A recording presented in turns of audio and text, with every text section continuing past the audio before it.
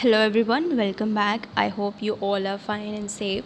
So in this video we are going to see the solution of periodical assessment test of environmental studies of month August and year 2021. So let's begin.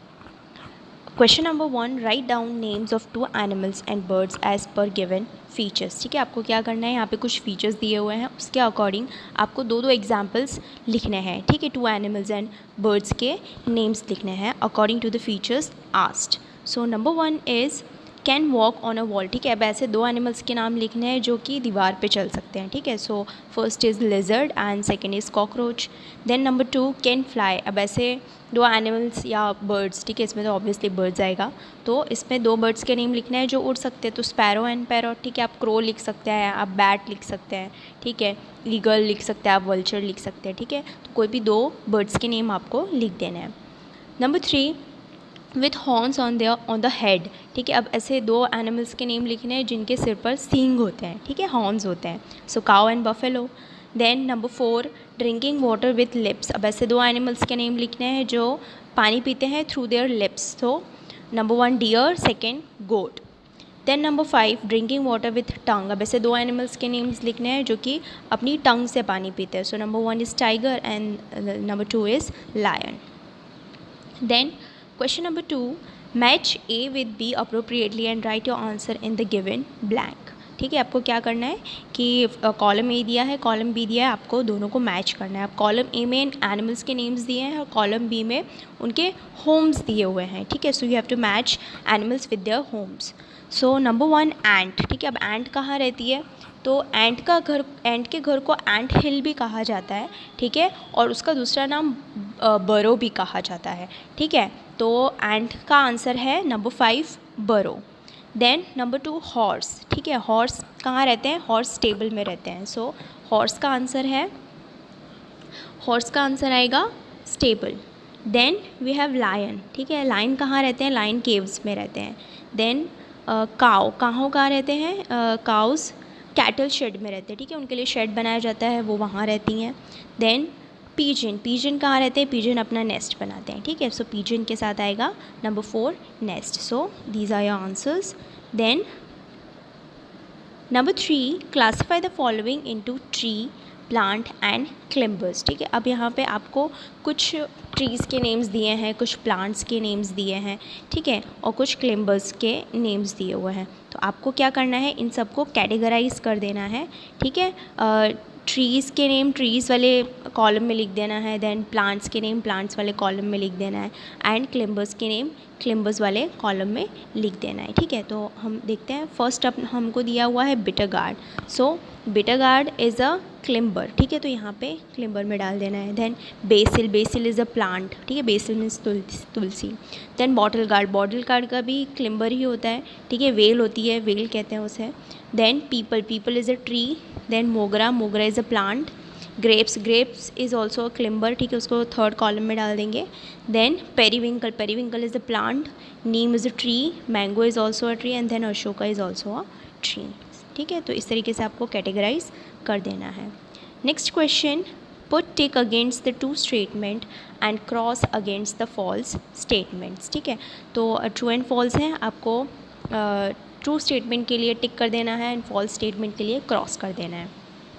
So number 1 stop wastage of water. ठीक है, बोल रहे हैं कि हमें पानी का wastage नहीं करना चाहिए, तो yes it is a correct statements, तो हमको टिक लगा देना है। Then number 2 rain is the main source of water. ठीक है, बोल रहे हैं कि रेन जो है it is the main source of water, ये भी ट्रू है। ठीक है, सबसे मेन सोर्स जो होता है पानी का वो रेन ही होता है। ठीक है, और main and important, so second is also true statement. Then number 3 farming is possible without water. ठीक है, 3rd स्टेटमेंट क्या बोल रहा है कि जो फार्मिंग है, ठीक है, वो हम बिना पानी के भी कर सकते हैं। तो क्या ये पॉसिबल है, नहीं, ये पॉसिबल नहीं है। ठीक है, हमें फार्मिंग करने के लिए बहुत सारा पानी चाहिए होता है, हम प्लांट्स को पानी देंगे तभी तो वो उगेंगे और बड़े होंगे, अदरवाइज़ ठीक है वो उगेंगे ही नहीं अगर हम उनको पानी नहीं देंगे तो, और बड़े भी नहीं होंगे। ठीक है, so 3rd statement is false. Then number 4 fish can live without water. ठीक है, बोल रहे हैं 4th स्टेटमेंट बोल रहा है कि जो फ़िश होती है वो पानी के बिना रह सकती है। तो क्या फ़िश पानी के बिना रह सकती है, नो, फ़िश पानी के बिना नहीं रह सकती, so the statement is false. Then number 5, we need water to make popcorn from corn. ठीक है, 5th पॉइंट में बोला है कि पॉपकॉर्न्स बनाने के लिए पानी चाहिए होता है। तो क्या पॉपकॉर्न्स बनाने के लिए पानी चाहिए होता है? नहीं, पॉपकॉर्न्स बनाने के लिए पानी नहीं चाहिए होता है। ठीक है, उसके लिए हमें सिर्फ कॉर्न्स चाहिए, ठीक है, मेज़ चाहिए and some little bit of ghee, ठीक है, और वो तैयार हो जाता है। ठीक है, उसमें हमें पानी की कोई ज़रूरत नहीं होती है। So the 5th statement is also false. Then number 5, answer the following questions. ठीक है, नंबर 5 है हमें 1 मार्क ईच क्वेश्चन है। ठीक है, तो हमें क्या करना है, हमें क्वेश्चंस दिए, उसके हमें आंसर्स लिखने हैं। So number 1, which tool do you use to clean your house. ठीक है, हाउस को क्लीन करने के लिए कौन सा हम टूल्स यूज़ करते हैं।